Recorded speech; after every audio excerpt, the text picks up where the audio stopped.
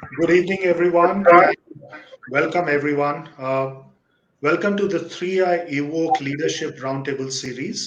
This is the first of the three series we would be having and centered around very topical, very contemporary themes and topics. Just to kick off the first series, the Roundtable series, I think this is a very interesting kind of a, let's say, theme, if I may, and also would like to kind of bring to the, I would say, understanding the kind of leaders we have for this roundtable.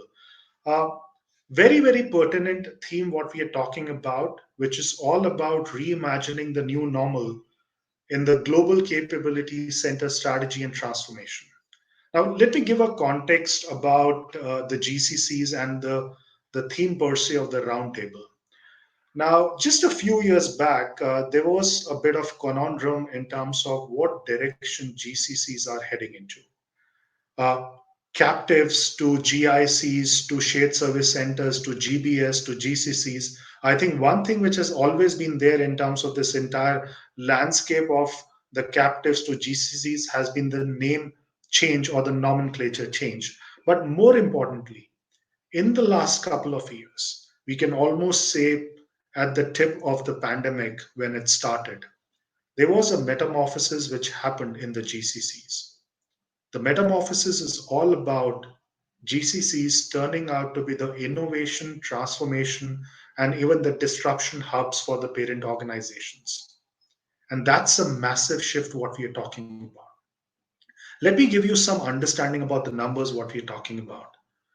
1400 plus GCCs in India, employing more than 1.2 million professionals.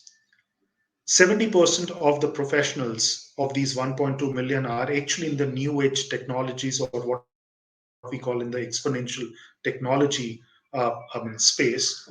And GCCs overall contribute to 7 to 8% of our entire GDP, and that's a whopping number we are talking about. Now, taking out the numbers aside, what's more crucial as we go through this roundtable and hear out all the leaders is very, very interesting. This whole aspect of the headquarters, the parent organizations looking at GCC as a fulcrum of initiating business strategy is something which was never comprehensible few years back. But what's more important today, as we are talking about GCCs evolving themselves, as I would say, a template of the exponential technologies, there are few things which are emerging. One of the, I would say, very featured, one of the very highlighted thing or amplified thing is all about GCCs sitting on the table along with the headquarters, talking about the business strategy and how they can actually enable that business strategy to the execution. Second, they are becoming harbinger of the transformation and innovation which is happening in terms of the best of the IPs, the best of the tools, the best of the solutions and the frameworks. Third, more important, the talent per se has evolved a lot over the years. Now, this is where I would like to hand over this entire roundtable proceeding to none other than Amit Kalra. Amit Kalra is the roundtable anchor, but just to kind of briefly introduce Amit, Amit is the managing director of Swiss Re Group. And I go back knowing Amit from last almost about 12, 13 years. He's been employed with Swiss Re from 2007 and today is heading the 1400 plus associates working on a lot of new age technologies, a lot of, I would say, reinsurance stuff across the business capabilities and value chain at Swiss Re. And must say, I think the kind of speakers what we have today would be very, very interesting for all of you to hear in terms of the path breaking concepts, frameworks, or I would also say a bit of do it yourself kind of a, let's say, phenomena which will come in obviously through the narration what each one of us will actually talk about. So without further ado, I hand it over to Amit. Amit, over to you, please. Thank you, Samir. Thanks for your kind words and also setting the context. Uh, and hello, everyone. Thank you for joining the session. I could also see some virtual emojis floating around. That's good to see in this virtual mode. Otherwise, yeah, we would have actually interacted in person. So let me just extend the line of thought which Samir was just highlighting. Yeah, so I think he mentioned about how GCCs have evolved, right? So it was not just a shift of nomenclature. So it was not just a movement from the terminology of shared centers to capability centers, but it was really, the impact which GCCs have created, the purpose, the focus. It has all evolved, right? So from a pure cost arbitrage to how we are looking at more of a value talent proposition, creating an impact. And the future of GCCs, yeah, is also about enabling business growth. Yeah, this is the enterprise growth, the real impact on our revenues, client centricity, and the transformation. Yeah, whether we are talking about data, digital tech, data science, and how it is all connected with the business. So yeah, I mean, the way forward actually requires, how we as GCC leaders articulate the purpose, how we set the ambitions, chart out the strategic path, and really make the GCCs sustainable, yeah, for the long-term success. So that becomes extremely important, and that's where leadership plays a critical role in shaping up the next stage of evolution. And here we are actually talking about strategic thinking, alignment, thought leadership, how we all are playing global roles, owning up responsibility, demonstrating power skills around aligning at the CXO level, aligning it to the group strategy, influencing, and taking risk. So yeah, the objective of today's panel is, we really deliberate more around the topic of leadership and also, what that new normal would look like. And for that, we have a fantastic panel. So we actually have leaders from GCC as well as from the tech analytics space. We have Anshu, Nidhi, Deepak, Manas. So I would like to extend a very warm welcome to all of them. And I think it'll be great if we can also go through a quick round of introduction, where they can talk about themselves as well as a bit about the organization they represent. So Anshu, maybe we start with you, if that's okay. Sure. Thanks, Amit, and very, very delighted to be here. I represent Standard Chartered Bank. I'm the CIO for Consumer, Private, and Business Bank. I've been in the sort of the GCC space for many, many years now, over 20 years now, in working at various organizations. But and obviously have seen the journey really evolve, and very delighted to be here to talk about what lies ahead. Thank you, Anshu. Thank you. Nidhi?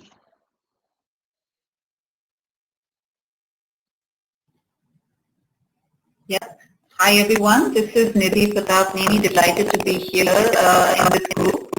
And as I am head of public affairs as well as our analytics community of practice, which is called PAN. And in addition, have also worked at other GCCs, Dell for one, and been in the analytics space for quite a while. And it has been, quite a transformation. And with COVID, it's really been accelerated at our end. So while we're a hugely virtual workforce, I think what we've seen transpire in Wells Fargo, India, and the Philippines over the last 1.5 years has been quite phenomenal. So, excited to share some of our journeys in this discussion. Thank you, Nidhi. Deepak?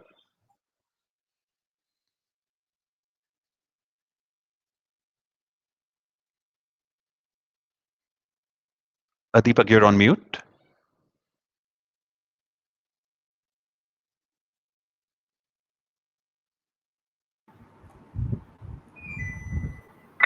Oh, that's better.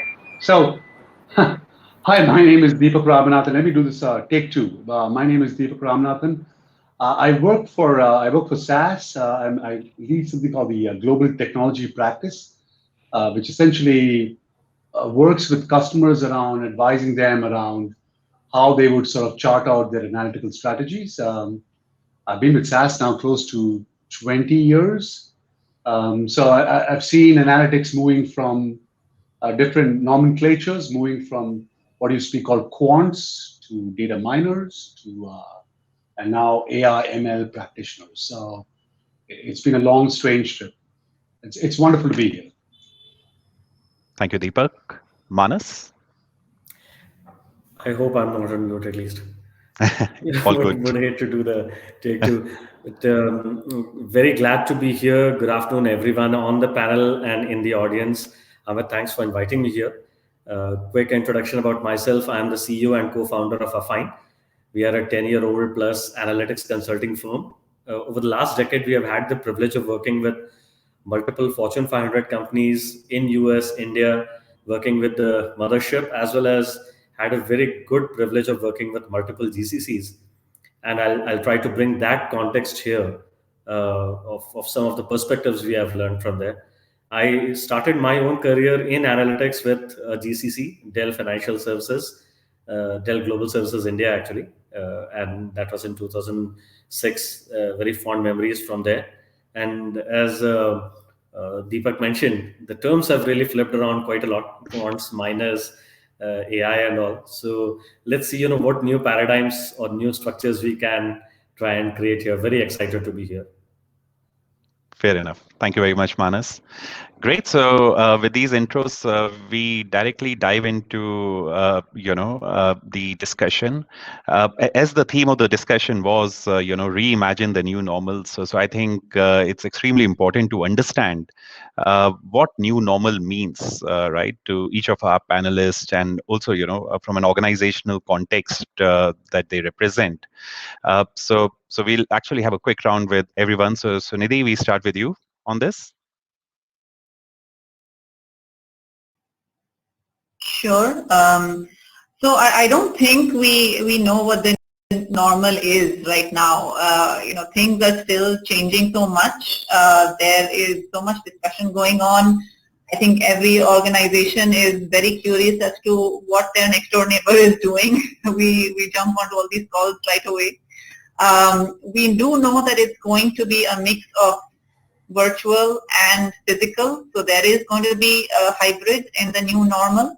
And I was just thinking that, we've, as consumers, we have moved into this era of having so many options, from a supply constrained situation, say 30, 40 years ago, where we had only one kind of milk or one kind of car available to us. We've had such a proliferation in our physical goods. And now that optionality is going to come into the workplace, because you will have so many different combinations of styles of working and work options that I want to present to you. That I as an individual will choose my job based on quite a portfolio of choices. It won't be like, I'm in the city, how far is my place of work, and so this is my consideration set. But it will be in addition to the typical benefits and proximity, it will be the flexibility, the kind of tech stack I'm allowed to work on, how enabled an organization is, and how far down that path have they gone to be able to provide their employees with a virtual system that allows them to contribute. So I think each organization will have to really think of how they jump ahead towards enabling that infrastructure that no matter what combination of hybrid and virtual I am expecting, and this is going to vary because, I have operations folks where it will be a different combination that I will pick from, and I will have people who are championing innovation and doing a lot of, blue ocean stuff. And for them, I will have to provide something very different. So in one organization, I actually need to behave as if I'm multiple organizations. And, that's going to be the challenge for many of us GCCs.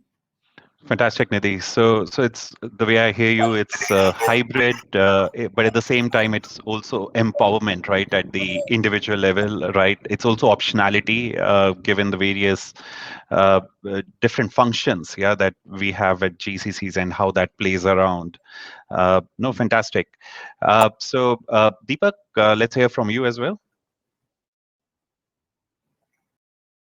Let me unmute both of them. So yeah, no, absolutely. So I mean, as a partner to a lot of these, a lot of our customers, it's a bold new world in many ways. It's not been chartered too well. We are learning along the way. And of course, if I look at with a complete analytical lens for most of the things that I do, which is essentially, I think the world of our partners is just completely changing, right? And I belong to that world, which is the way you do analytics, the way you treat analytics is going to be completely different in the coming months and years. That's because the way human behavior has changed as a result of this pandemic, and it continues to change. So it's not rest in a resting place where we can figure out, all right, this is how people are going to behave going forward. And therefore, I think the challenge with a lot of our partners is trying to identify not only what that behavior is, but tracking how that behavior changes over a period of time. So, and also from a work from home perspective, I mean, it's personally, I think it's been a bit of a challenge in many ways, right? Because I mean, the interaction that you have with your partners, with the folks that you sort of try to solve problems for, that world is pretty much turned upside down. So the challenge is how do you sort of build that balance in there, which is on one hand being able to produce that kind of those solutions to the customers and to my partners, but at the same time internally trying to figure out how are we going to better serve our partners going forward. So it's a challenging world that's emerging. I don't think everybody has got it completely right. It just keeps the goalposts, I think, keep on moving in many ways. Yeah, and I think we have to get comfortable with this uncertainty as well, right? So that's a new norm. Absolutely. Great. Anshu, over to you. Sure. If they said, one of the measures of a leader's success is how do you manage ambiguity, I think this is the truest test of that statement, right? Like Nidhi said and like Deepak said, it's still not over. The new normal is still not established. It's still emerging. To my mind, one of the pivotal things now for GCCs is employee experience. Until now, you've seen most of these captive centers really invest millions and millions into building world-class buildings, world-class, prime real estate, etc. And all of that is empty. And I don't think they're going to be 100% full in the next coming year or the year after, because yes, all of us are settling down with the hybrid working model. You go to office when you really need to. You don't now have to go Monday to Friday for a 10 to 12 hour workday out there. This is also because obviously, right, all of us and the fact that we are able to come together on this forum, on this platform also speaks volumes about it, right? So that's how the whole, and this seems like normal. We would have met, at a fancy venue otherwise, but this seems like normal. So while, everybody is adjusting to it, the companies are also thinking about employee experience in a very, very different light. And like Nidhi said, when we go to hire to market now, it's no longer just about the role. It's no longer just about what they end up doing, and of course the compensation and so on. But it's also about flexibility in a very different manner. It's not about am I allowed to work from home or do you have flexible working hours? I mean, that's a given now anyway. But it is about can I work from anywhere? What kind of setup, etc. the organization would enable me with, and things like that, right? So I think that the whole requirement and the target that we were chasing in terms of employee experience, that whole definition has changed now significantly, and the expectation has changed as well. So one is, of course, to still continue to be employer of choice. To make sure that you're still getting people, and also retention has honestly been not easy in these times as well. So that is one. But second is also the world has truly become flat as a result of what we've seen in the last 2 years. So now it's no longer about things that can only be done in a certain location. So I think that to that extent, GCC is looking to take on more and more meaningful work in the centers in their locations has become really easier, because now there is no longer an advantage of somebody sitting close to a business user, for example, in location X or Y, or at the headquarters, and so on. So I think those have been very significant enablers also. If I were to give it an optimistic spin of what we've seen so far, but clearly, we are heading towards a new normal. This is an interim phase, I feel. It's still not the most it's not defined, because things are still emerging. In another 2 to 3 years time will be really telling in where we land. Fair enough. I fully agree with you, Anshu. So this is interim, but we also have the opportunity to shape up this normal, right? And I think the entire employer value proposition has to be refreshed, right? Flexibility as a quotient has to be integral. Yeah, I think people look at salary maybe as a second question these days. Yeah, flexibility. What's the future of work? That's a prime question. Fantastic. Manas, over to you.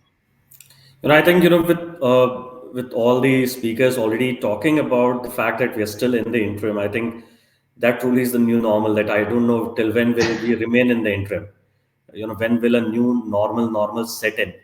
I think, but on a very optimistic note, Amit, I think what the new normal is about a much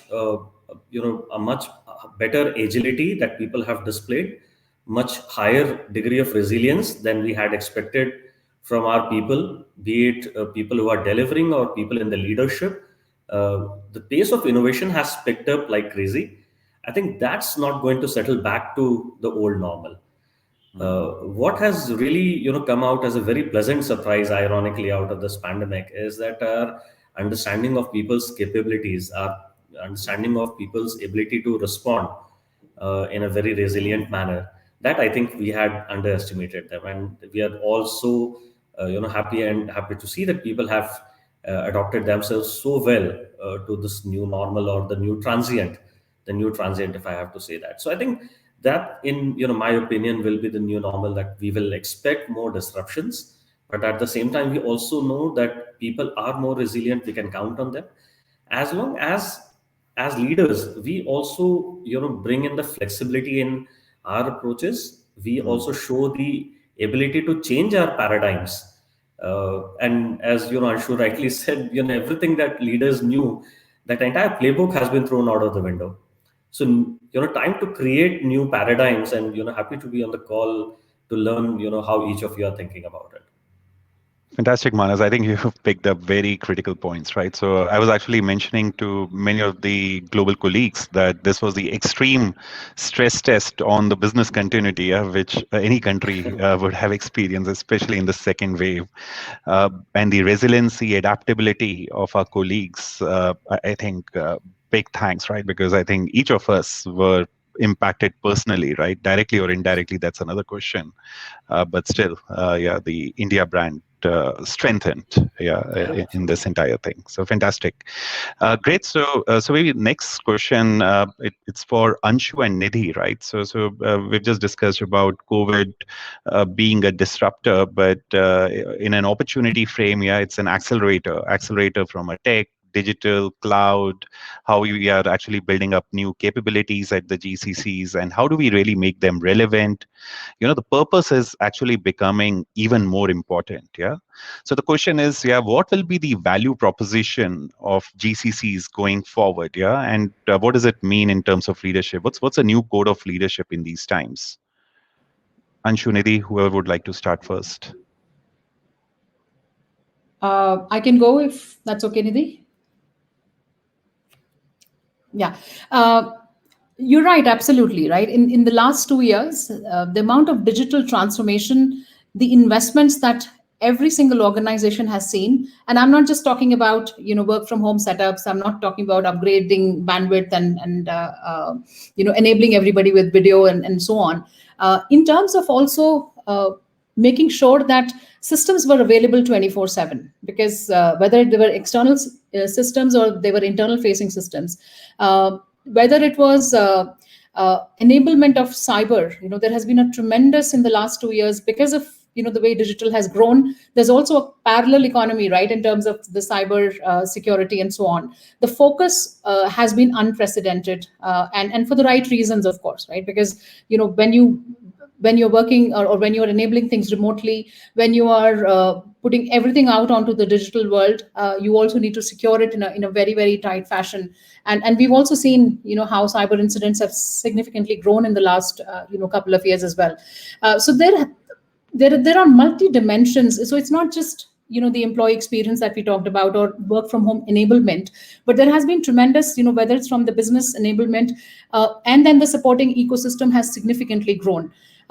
When you are not able to touch and feel your customers, like I completely empathize with what Deepak was saying. When you don't have the opportunity to meet them, touch and feel, and some of the financial services businesses are very high touch, even though you have digital systems, but they are very relationship driven and so on. Because there's a huge amount of trust factor and things like that come into play. Then how do you you have to rely on data. You then only have to rely on data, and then of course the analytics that come on top of it. So there has been a significant uptake of investments in the data business, as well as in the analytics space as well, to get more and more experiential outcomes or experiential insights about what you're doing. For the customers. So there is clearly a huge amount of ecosystem that has grown. And like I said, the world has become flat, right? We are a global organization present in 57 different countries. But now it just doesn't feel like, you are far away, or, closer to one versus the other. So the participation levels have significantly increased. So I think for GCC, it's a huge opportunity. And I know that, it has been, the opportunity is there, and it is being utilized. In the earlier world, you would call it center of excellences, but there is a huge opportunity to kind of build some very, very significant capabilities now in GCC, because it's more or less a level playing field. Given everybody is working remote and online. So whether it's around digital, whether it's around analytics, data, and cyber, and so on, there is the opportunity is tremendous. Definitely, yeah. So especially, all the glass ceilings have actually gone off, right? So what was actually possible in the headquarters, at least the perceptions, yeah, those perceptions have gone off, yeah, because if those things can actually be done virtually, whether they are done in any suburb in that country or maybe in India, yeah, there's very minimal difference as long as the outcomes, yeah, are Absolutely. similar quality. And also, if I may just say that, the change in behaviors as well. Earlier, it was very, again, we've all gone through some of those, right? That typically people from GCCs would typically align to the time zones of, whichever headquarters that they worked with. But, it's no longer that. I think it's just because everybody's, and I'm not saying that, we should continue that, but people have been flexible with their timings. So that's why I strongly feel that it is getting more and more of a level playing field now. Fantastic. Thanks, Anshu. Nidhi, your thoughts? Yeah, I totally echo what Anshu said. In fact, we said the world is flat earlier, but now, what you're saying is basically that a person in India is as distant from someone in Minneapolis as somebody in San Francisco to them, right? Because, they're not able to meet. Even their own colleagues in the same office are, you're not meeting them. So whether it's a Zoom call, you in Bangalore or someone else in New York is the same for me. So there has been that great equalizer, I would say, and also some evolution because of an empathy that the situation has forced upon people. Because earlier perhaps some of those interactions tended to be a little transactional because here is a task, how is it getting done? And now knowing that, the world and the workforce is going through COVID, people tend to be a lot more empathetic about the other individual, what's happening in their lives. And I think that has made increased or heightened the level of sensitivity. And, that anyway calls for a much better working relationship. And finally, I would say that, why the whole empowerment of the GCC has accelerated several. There's also, earlier there was a tendency that because the headquarters in theaters is where the market is where things are done a certain way, that's the norm. But now that the norms have changed so much, everyone is sort of trying to figure out how to work in this changed environment.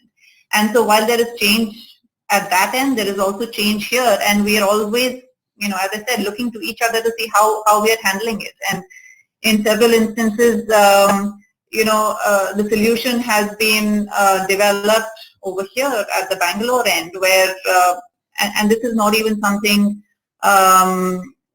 which is in the operations or analytics area, but I lead also CSR teams, and our volunteering efforts and how virtual they've become has actually been, a lot more engaging than what our headquarters has been able to drive over there. In addition, how we look at bringing people into the offices and the kind of models that we built are actually now being tested in the US with a certain team.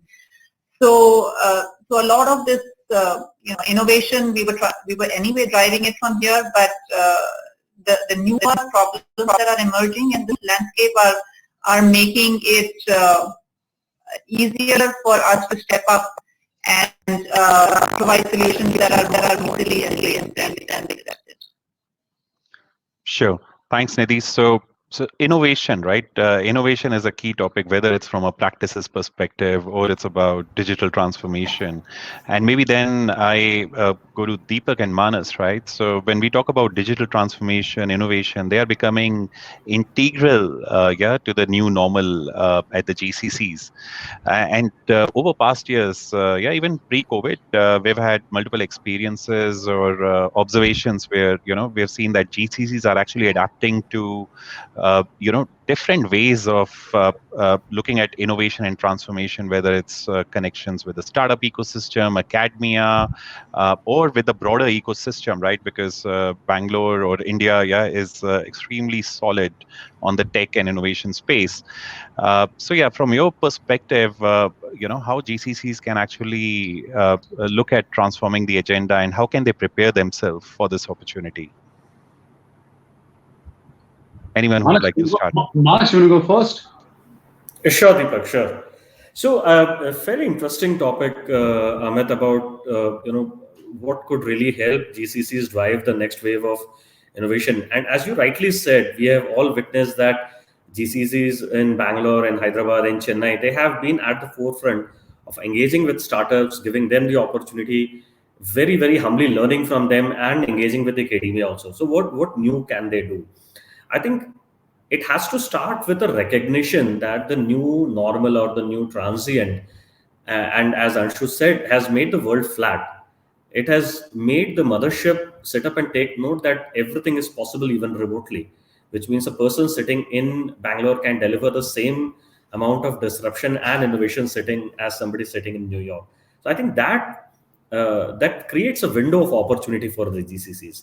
GCCs definitely will need to also change their way of adopting to the realities of this and the importance of disruption and innovation to a much higher degree than they thought needed earlier. So I think it has to start with that realization, make it much more purposeful, purpose-driven, much more process-driven, wherein certain disruption, certain degree of innovation is baked into the culture. And the kind of talent pool, and Samir right in the beginning mentioned about numbers in 1 million plus. I see that as a hugely talented pool of 1 million plus. And if innovation starts coming from each of these people and very, very capable people, I think that could really create a huge wave of new ideas coming to the front, people ready to learn new technologies as they go to implement some of these new ideas. So I think bottom-up innovation in inside and open innovation on the outside, continuing to collaborate with different willing partners. I think that's the best way to go. And definitely it has to start with much better and much more structured risk-taking ability, both at the mothership level as well as the GCC level. Yeah. Thanks, Manas. I think it's a great summary. I like the point around bottom up plus open innovation, right? Because I think the employees within the GCCs, they need to take ownership, right? I think we need to feel empowered, yeah, because it's sometimes, yeah, there are always boundary conditions or self-driven Yes. limitation, but yeah, ideas have no limitation, right? So feel Absolutely. empowered, shape up the ideas, get the alignment, and execute, and you have the entire ecosystem, yeah, to enable it in the country. Absolutely. GCCs are the best investors. GCCs have the best possible context. GCCs have been here for such a long time. They understand business inside out. I think Yeah. these could be the best breeding grounds of the new technology and new innovation. Definitely. Thank you. Deepak? Sure. So I'm going to do a dial back, right? So if you do a dial back to maybe 2000, 2002, 2003, when most of the GCCs were being set up in India, the initial role was more of a support role, right? So, and again, you can imagine my lens is a very analytics lens. So the idea was, how do you sort of look at this large pool of very capable individuals who are able to sort of run a lot of standard analytics for us, right? So whether it's credit scoring models, whether it's upsell, cross-sell kind of models, how can I sort of leverage that base that exists in India? But I think over the past, I would say over the past 5 to 6 years, there have been a series of events that have happened that have completely changed the view about, if I would quote what Manas was saying around the mothership and their view around where the GCC in India has the potential. The first and foremost one of them is around the fact that the potential of the ecosystem, right? So as we're all aware, the GCC lives in an India ecosystem. That India ecosystem is producing innovation at a scale, at just an amazing scale level. And that scale level is very important because in the end, for most of the markets that you serve, scale becomes incredibly important because innovation is all about putting it into an incubation plan and then scaling it out, right? So that's the mentality mostly of how startups or how, especially the startups who scale, the mentality around that one. So that ecosystem has been growing over the last 5 years. With the pandemic, I think that ecosystem has just completely hastened its growth.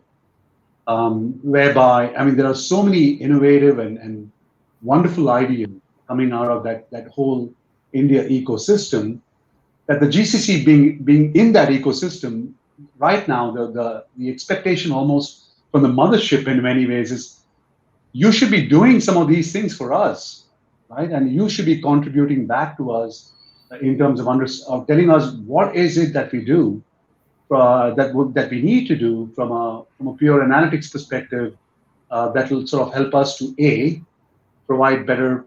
Well, I think a lot of AI, machine learning.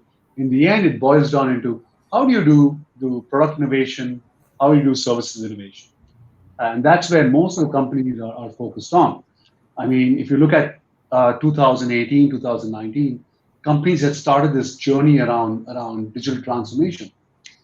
We are now, I would say, I'll go on a limb out here and say we are right now in digital transformation 3.0 in some ways, because especially with the pandemic coming in, I think a lot of organizations are looking as to see what is the next level of these innovations that we could do, product or service, and to my mind, they are looking at the GCCs to lead the way, which is saying, help us to do these product and services transformation because this is part of a larger journey.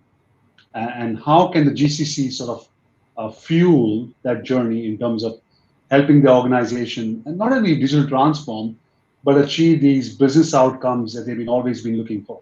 In the end, it's not about technology. It's really about the business outcome that the organization chooses to pursue, right? And the GCCs are in a wonderful situation right now where they can help them.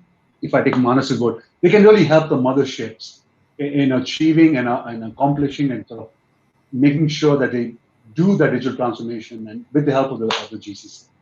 So I think it's a great situation for the GCCs to be right now. Definitely. Thanks, Deepak, for sharing that. I think the potential of ecosystem and the scalability of India, I think, are the differentiators, yeah, that we need to unlock. Fantastic. So Anshu, I come to you, right? So when we talk about innovation, right? So it's not that innovation is not happening at the group level. So there's always group level initiatives. So yeah, when we are talking about transformation, digital things, yeah, or partnerships that we have established, and then there's so much of local ecosystem as Deepak and Manas were also highlighting, right? How GCCs are collaborating with industry peers on the tech side, with the startups, academia, which is also a bit more local context. So how do we really balance it, right? When it comes to innovation, global, local, what's the right balance? What's your experience there? Um, the experience has been that you have to have a mix, right? You can't go fully local, saying I will only have a view on what I can do or influence in the local ecosystem, and not really and just be an execution arm for innovation ideas from our global point of view. So it has to be hybrid that way. And like I said, everything that we've discussed so far kind of comes to the point that it is much more easier now to participate and contribute into those initiatives, to be aware of that. No longer are those hallway conversations happening, etc., where people felt that they were being left out, that they didn't have a seat at the table, right? So clearly there is the seat at the table. But yes, it has to be a balance. You also have to take into consideration the local nuances, the local enablement in ecosystem that you have, right? Like you said, partnership with academia. For example, in our space, there is a huge fintech community that's available, and co-creation opportunities and so on. That can be leveraged as well. So it has to be a balance. But like we've been talking, participation in global initiatives has significantly gone up, right? Earlier, GCCs, and I don't only talk from an India perspective. We also have GCCs in Malaysia, in Poland, and some of these other locations. So it's not just India, but they were looked at. After all the strategy is done, yes, I'll come to you for getting any help on the execution piece. But right now, I think the thinking and building some of that strategy is also being done. We've also seen a lot of global roles now being made available in these GCC locations as well. They are being either they are being relocated or they are being created new with global remit, which was not very common earlier on. Earlier it took a lot to get global roles. There were regional roles, there were local roles, and so on. But to get a global role done out of these locations was difficult, which also we have seen. So there is, I think the organizations in general are willing to change. But yeah, I mean, you also you have to play this to the advantage, right? Because you can extract a huge amount of opportunity and engagement from the local ecosystem as well. Whether it's in terms of partnerships, whether it's in terms of academic partnerships and so on, or even building a huge talent pool of early careers. I know that most of the global most of the GCCs have a very aggressive early career program, right, where we go into colleges and hire, and then of course train these individuals and so on. So those are some of these very unique propositions that that's not available everywhere, which is available to GCCs. You have to nurture that. You have to continue to enable that. But also now you have a seat at the table for global innovation initiatives. Thank you, Anshu. And maybe just to add, maybe comment from my side as well, right? One of the things that when we connected with the startup ecosystem 4.5 years ago, and this is also one of the audience questions, so I thought maybe I'll pick it up as well. So if the start is extremely important, right? So if we start with technology first, right? So if we just say we have to do something on blockchain or IoT, yeah, and then we try to look for the business problem, yeah, that could be one approach. Or the other approach could be, okay, this is the business problem, which is aligned to the strategy of the group, right? For which, yeah, we really need to see what works best. Should we build our in-house capabilities, or should we collaborate with the startup? And that's where even the global and local also then gets managed pretty well, right? Because then if you're able to curate a high-level POC, which actually addresses a global challenge for the group, and that could also be, can it actually boost the revenues, right? Can it actually enhance the client experience? There is also quite a few, a lot of acceptability, which actually comes up, because that has a direct tangible impact to the strategy, to the business, right? And then innovation technology acts as a strong enabler, right? But at the same time, it gets embedded into the business strategy, right? So I think that could also be another way, right? And I'm also trying to address how the startup collaboration ecosystem can also be effectively leveraged. But thank you, Anshu, for sharing those thoughts. Nidhi, if I come to you, right, especially when we talk about innovation, experimentation, while there's always a optimistic view, that we'll come up with a co-curation, which can actually solve a problem. But at the same time, we also need to be sure that it doesn't disrupt the stability of the setup, right? And this could be at the global level or local level. When we talk about governance, compliance framework, how can we actually reduce regulatory risk, look at cyber security, data privacy? So all these are the topics, and especially in a sector like financial services, which is highly regulated. So how do we actually balance innovation and at the same time, apply regulatory guardrails which are reasonable in nature? Nidhi?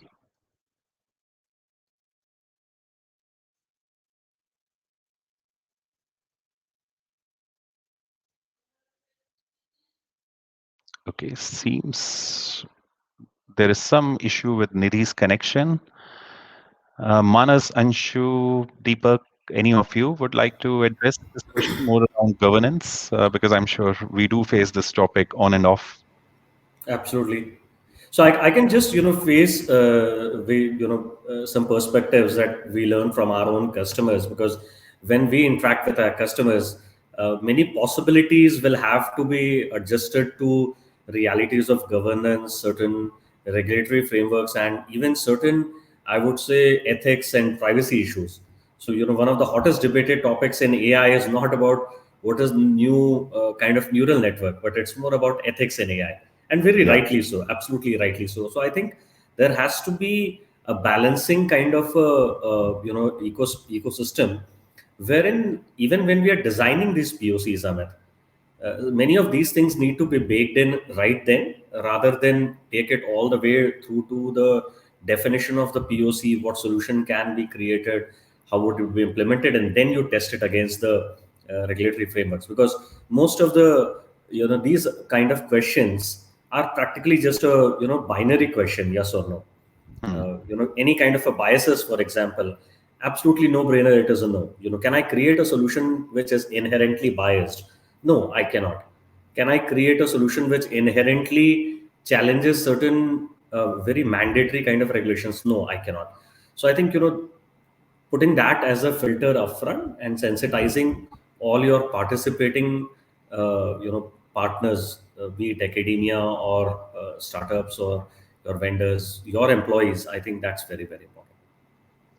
Thank you, Manas. That's really helpful. Yeah. Amit, if I can add, few Sure. things as well, if I can just complement what Manas said.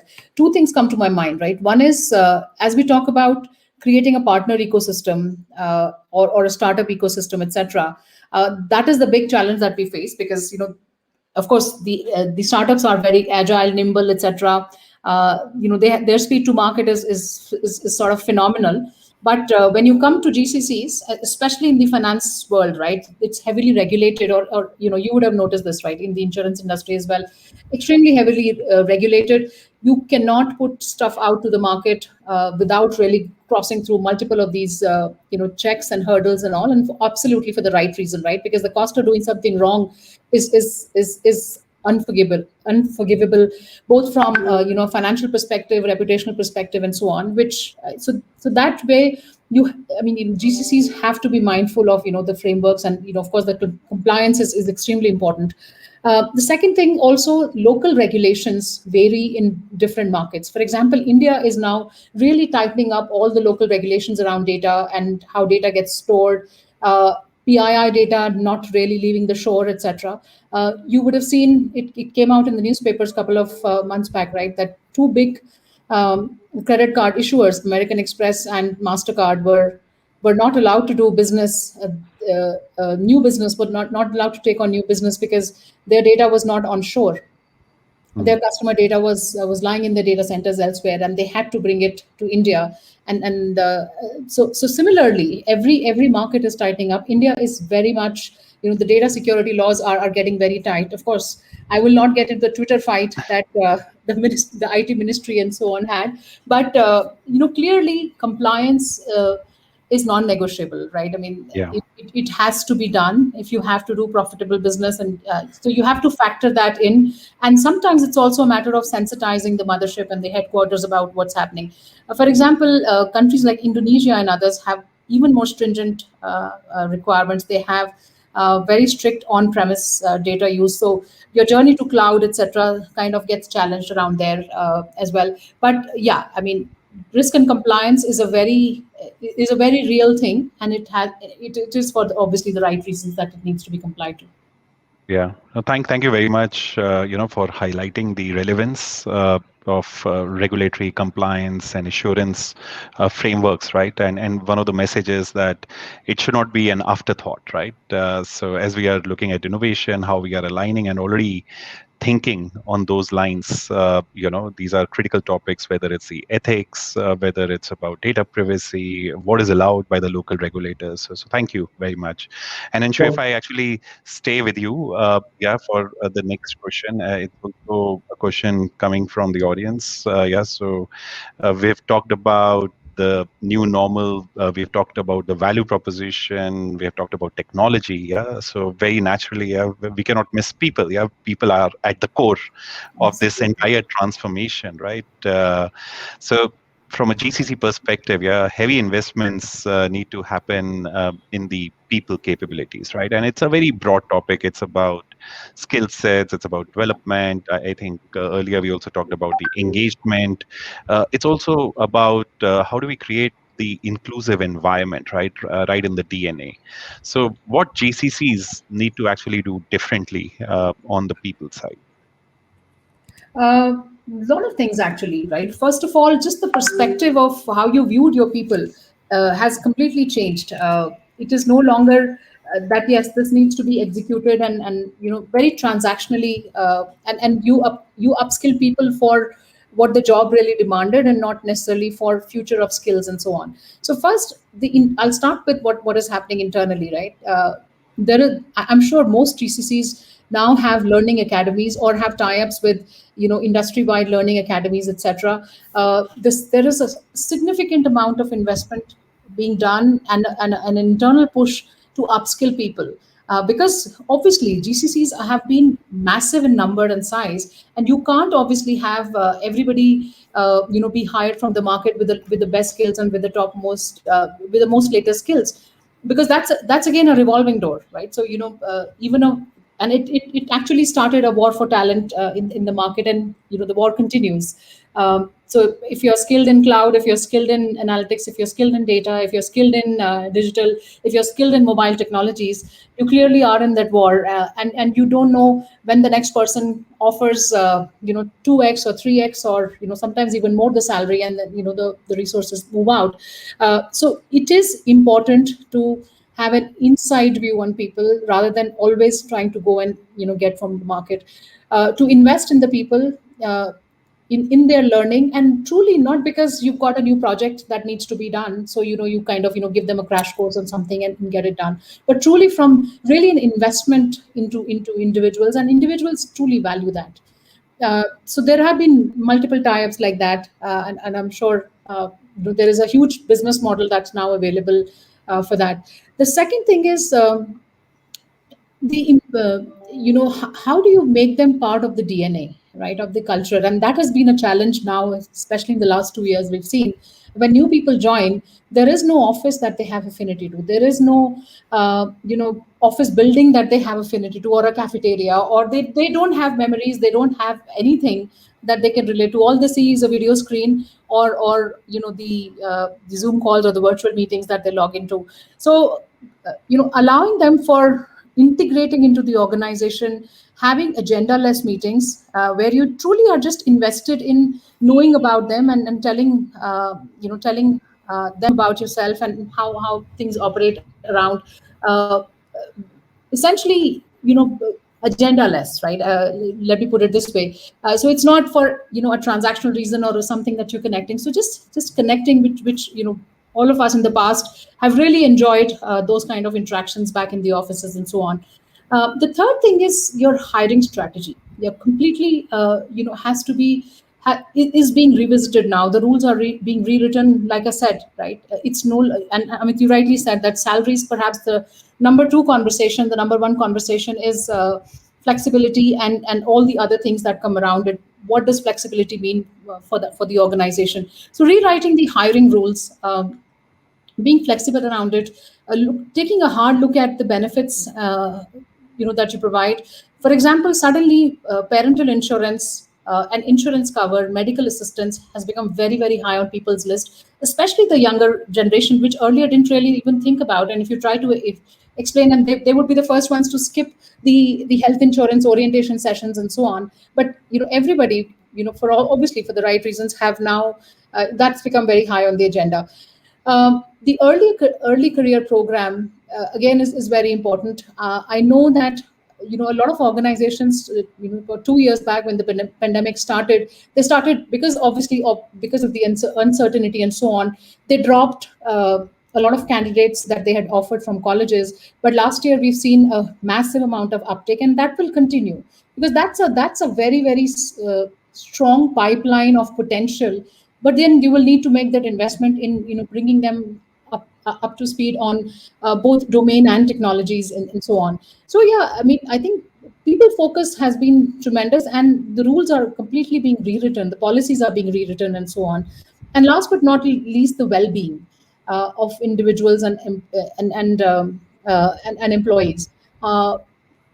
We all of us saw, right, when the second wave hit India, there were so many companies who came out with super friendly policies in terms of going all out in terms of taking care of employees, their families, etc., which was earlier, and of course the pandemic obviously caused it, but a lot of these things have been a permanent reset as well. A lot of those policies have been now rewritten, and you really realize that those are some of the the values that you want to look in an employer as well.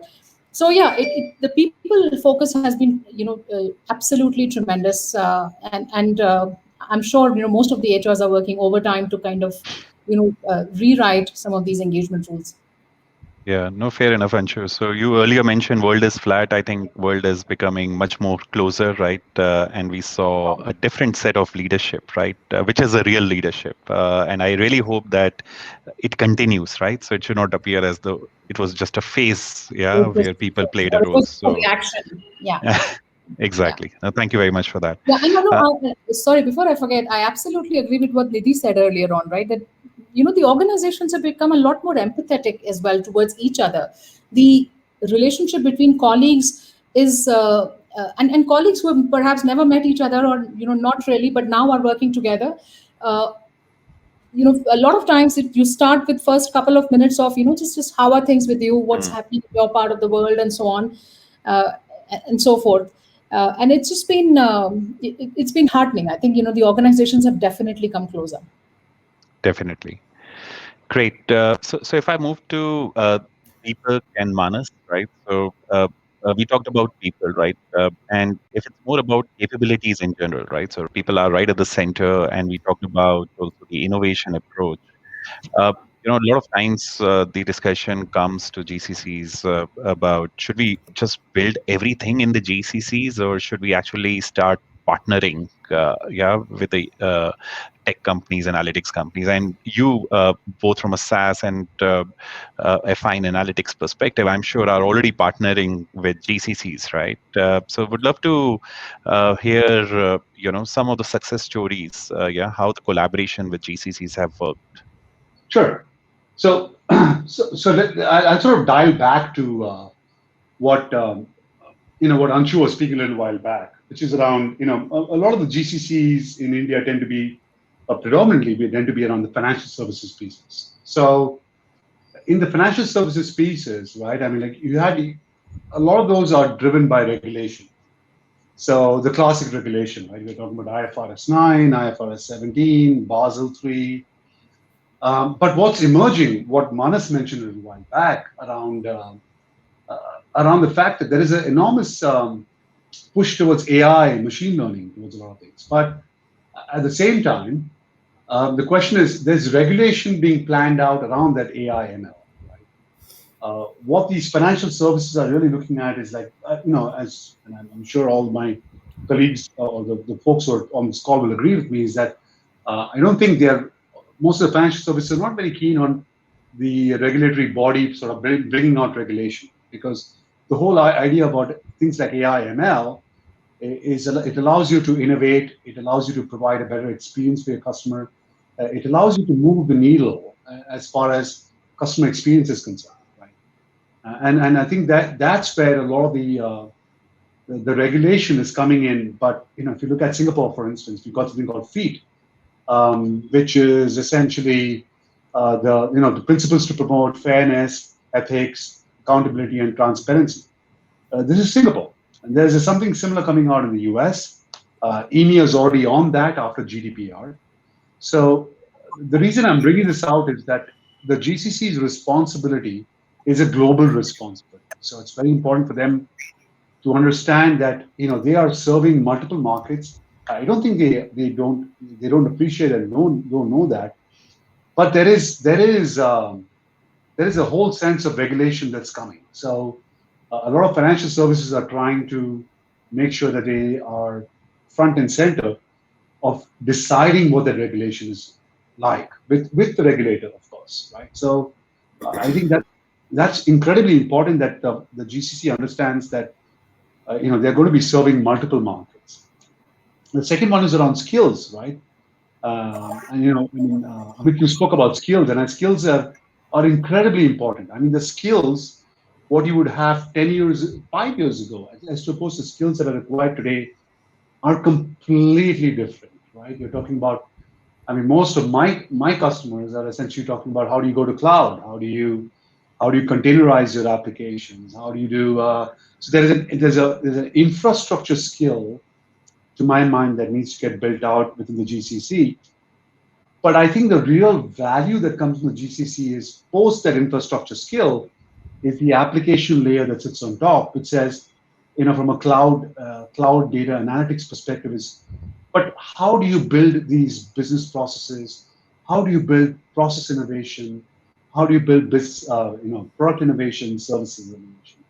And I think that's absolutely critical. GCCs, to my mind, should really be focusing around not the plumbing part of it. You will do the plumbing part of it, but the fact that you can go up on the application level and sort of be providing this innovative capability to your to the mother organization.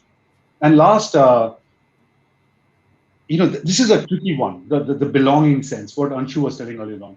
So since 2000, SaaS as a company has always been voted in the Fortune ratings as the best place to work for. And it's a challenge right now for us because, for us, the best place to work for was essentially, what my founder, Goodnight, used to say, which is, 80% of my people drive out of my driveway at 6 p.m. every day. It's my job to make sure that they come back the next day. So the question is, how do you make sure that they come back the next day? And how do you make sure that you sort of build an environment of innovation, recognition of the innovation, and more importantly, I think the fact that, respect for people's patent, respect for people's IP, and how do you sort of get that on a higher level? That, to my mind, for the GCCs will be absolutely critical going forward.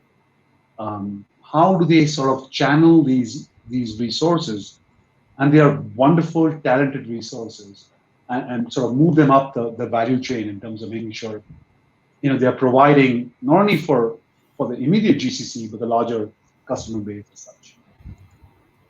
Fantastic, Deepak. Thank you very much. Manas, your thoughts or any story you would like to share? Yeah, so again, rightly pointed, Amit, thoughts would have to come from the experiences and the stories. And we have had the privilege of working with multiple GCCs. And I think, what we have seen in many of our successful experiences have been, with what purpose do you engage with a vendor or a partner of any kind, either a service provider or a technology provider or a new solution provider or a academia participant. What do you really engage for? Are you engaging for just more number of people, which is also a very valid reason? But I think given all that we have just talked about, the new transient, the new normal, the new set of possibilities that the GCCs from being global capability centers could be the new global cradles of creativity, if I have to use that term for the GCCs. I think you need to start engaging with partners right in the beginning of your design, your thinking phase. You need to engage with partners who are ready to deliver along with you rather than wait for you to have designed everything and step in only for execution. You need to engage with partners who can run faster than you can on upskilling. And Anshu rightly mentioned that GCCs are investing a lot in upskilling their people without waiting for the new projects to come in anticipation. So I think your partner ecosystem should also rise up to that and upskill itself before waiting for you to roll out a profile or a JD that this is what we are looking for. So I think your partner has to be a mirror image of what you aspire to be as the new GCC. And also the way you engage with the partner hence also needs to change. The way you measure the success of the partnership also needs to change. And also a great amount of flexibility and uh, ability to embrace the risk that you take along with the partner in terms of co-creation or co-innovation. I think that needs to become a part of the DNA as well.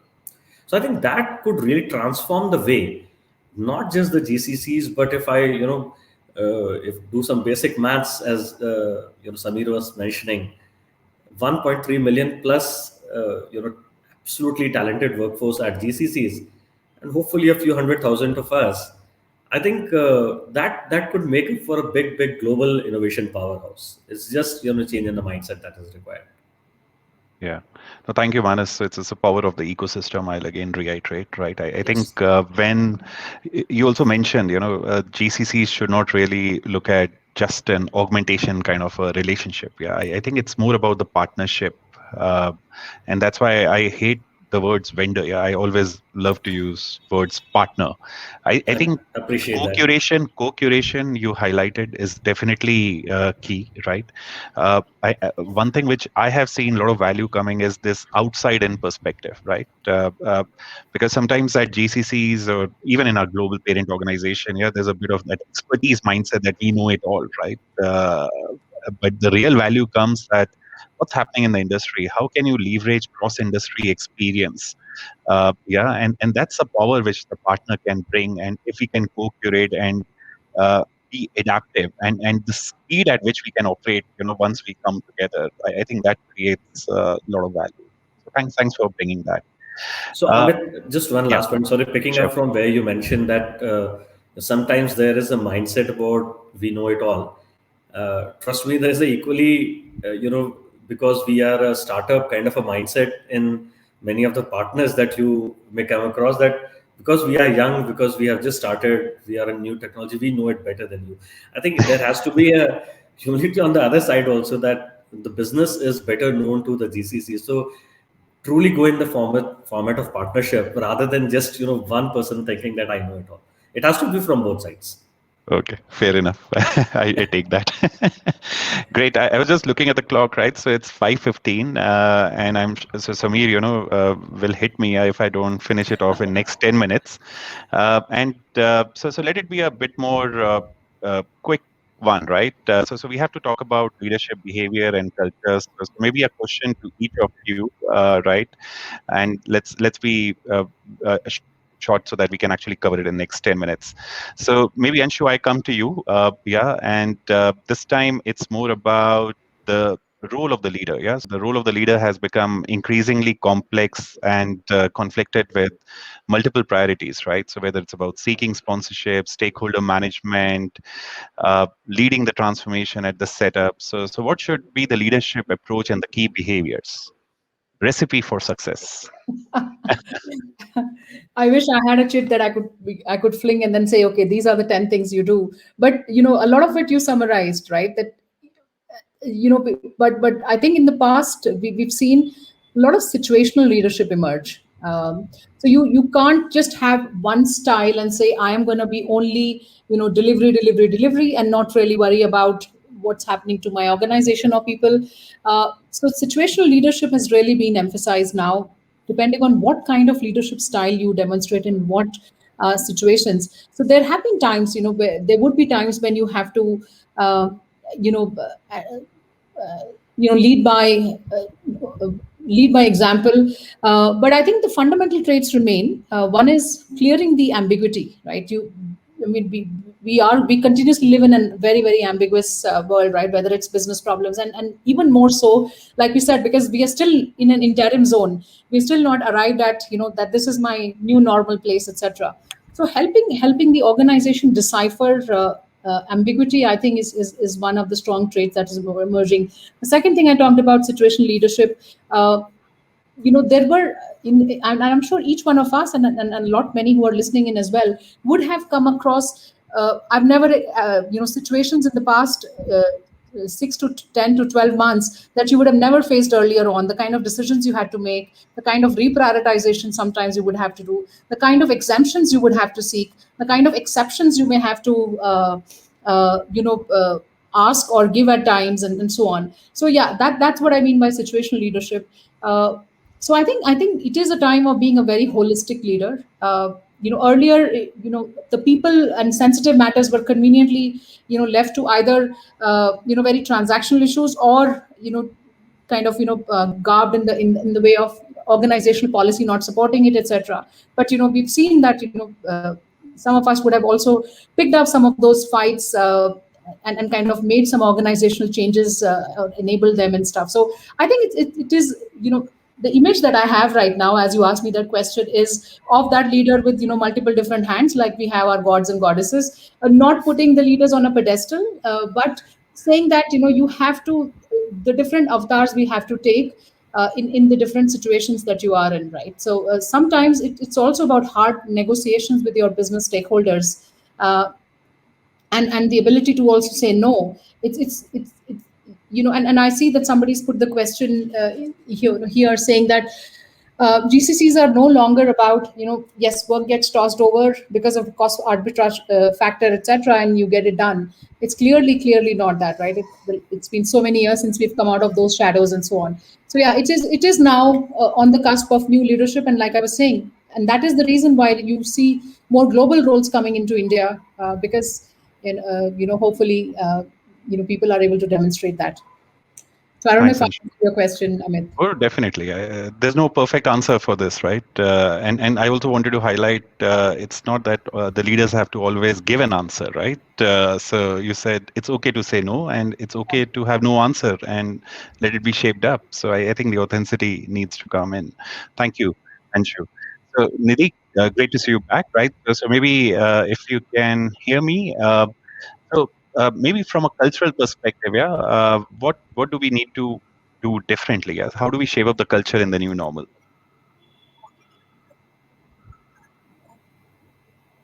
I think, on that point of leadership as well, right? What is very important is the trust and transparency that the leader shows. And if you think of the people that one individual interacts with, I'm seeing my immediate team members, and then I'm seeing a series of leaders engage with me. I'm not seeing the multitudes that I would pass by in the corridors and so on. So when you think of the touch points that an individual, an employee has, then how do you bring that whole culture of the organization, that awareness of that culture to that individual through those touch points? So I think, calling on each employee, each manager to really embody that culture becomes very important. How do you ensure the personal impact, the intimacy even through digital channels? How do you also, convey that irrespective of whether you're working remotely or in the office or whatever it may be, that it is like a level playing field, that things are not being, because it tends to happen when you're, in an office, there's 5 of you and there's 4 of you on a Zoom call. You tend to always talk a lot more to people in the room versus the people who are remote. So, how do you allay some of those things that tend to creep in, and ensure that it's a culture where people can still contribute. They don't feel that some aspect of the kind of work combination they chose is not working against them. Fair enough. Thank you, Nidhi. Manas, if I come to you, I think you also brought this topic of empathy, resilience, adaptability, right? Of course, the recent experience highlights that we did a good job, right, in navigating the situation and being closer. But generally, so do you believe that is it something that can be developed further? Yeah. So are we good at it? So what could be your thoughts on that? So I think, the very heartening outcome of whatever situation we are in, Amit, is the realization that it's a safe assumption that people in generally are good. There is a very, very, broad good side of people. We need to just believe in it. I think, what definitely, leaders need to also do is make sure that they recognize this goodness in people across the board. And I think Anshu and Nidhi both have emphasized that this need to become a part of the DNA, the part of the culture, that it's not just icing on the cake to be good, to be empathetic to people, to have agenda-less meetings, to be empathetic in the digital age. I think that needs to move beyond just the mandate of the HR to mandate of the leader. I think the new age leader will have to make sure that she or he inculcates that. I think I would also like to highlight one more point, Amit, at the moment where I'm talking about GCCs taking the step towards becoming the innovation powerhouse. I think both at the GCC leadership level as well as the mothership level, I think that spirit of entrepreneurship needs to kick in.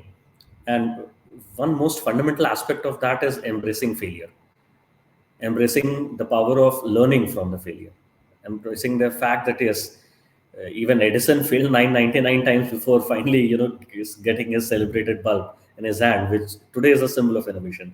So that symbol of innovation comes with a long shadow of 999 failures. So I think leaders need to start embracing failure, need to celebrating the learnings from this failure, and same needs to be good at the mothership level. It has to be a joint partnership. Definitely. And I think it's also the tone from the top, right? So because we started setting up failure pizza events, right? Now all of these are virtual ones. But it just creates a safe environment, psychologically safe environment. Yes. That, it's okay if few things didn't go well. But as long as the learnings are there and we can improve upon that. Absolutely. Fantastic. So maybe then the last question to you, Deepak. So we've talked about business, technology, innovation, transformation. Yeah, but I think we need to really live as a global enterprise. Yeah, so we live in a integrated ecosystem, right? And we are right in the midst of the communities, the impact we create on the society. The question is, are we doing enough? Yeah, what should be the approach to create lasting impact? And here I'm talking more from a societal perspective, from an environmental sustainability perspective, because these organizations are living in this broader ecosystem. So what are your thoughts on that? Sure. So I think there are larger implications that come in from a perspective of understanding where we are, what we do, and the society that we live in. Right. So most of the GCC motherships are very keen upon making sure that DEI, for instance, diversity, equitability, are front and center in a lot of these cases, and some of these are rubbing off to the GCC itself. So I think there's an enormous opportunity there where, as part of their drive towards innovation, right? And all the GCCs to my mind, they have a badge at the table, right? To sit at the table, to be able to influence decisions. But as much as they're going to give back, it's also equivalent to look at what they get from there, right? Which is those concepts around how do you treat your employees as equal partners, and that's incredibly important, right? How do you treat your employees as equal partners, and how do you sort of formulate processes whereby you sort of respect those employees who are providing those innovations and those processes, and make sure that they are recognized for that. I think so. There's an enormous, to my mind, there's an enormous opportunity there that the GCs can really leverage in many ways. Great, thank you, Deepak. So I guess we're running out of time, and I think we covered many of the questions, through these conversations and the dialogue. I just want to extend big thanks to everyone, for really making this a very enriching dialogue. And I will not do justice to summarize this, right? Because it would take me another 30 minutes to summarize last 1.5 hours. But I am feeling personally very excited. I think, as we started with the evolution of GCCs, the future looks very bright. We covered so many aspects, and I really felt a lot of optimism and excitement. Even if there are challenges, how we really come together as an ecosystem to address those, right?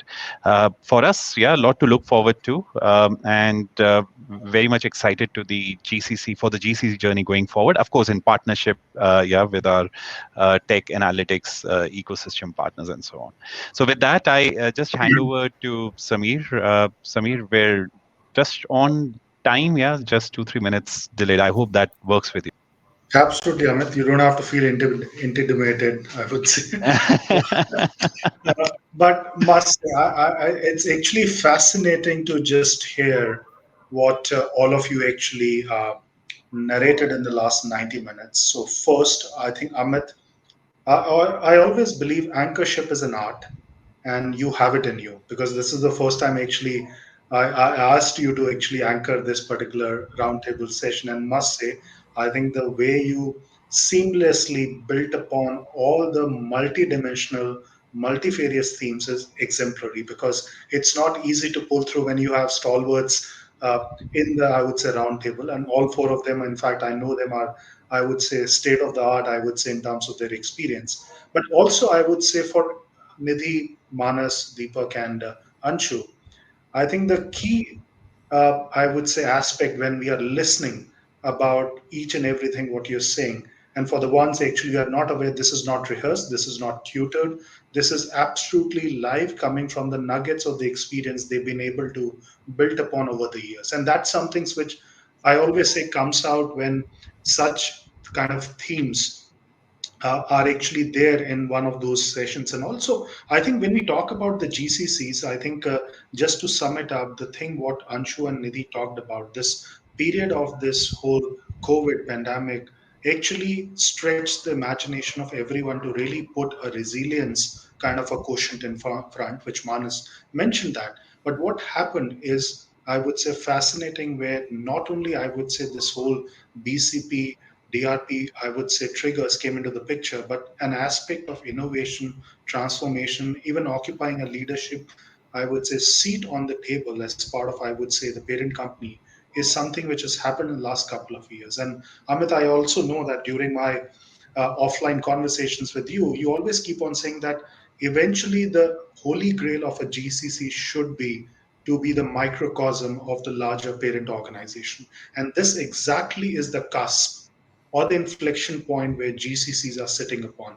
And the best part about that is that even some of the GCC stakeholders, or rather, let me put leaders, in fact, would be occupying global leadership roles. And we have one amongst us actually in this series of speaking, I would say, person as well. But the fact over there is that it's a big play which is happening. I think this is a time where the India shining story, as we call it in terms of the tech or the software, is actually now also an amalgamation of GCC being very strategic to the success of each one of us. Thank you so much for your time. Really appreciate your kind of inputs, perspective.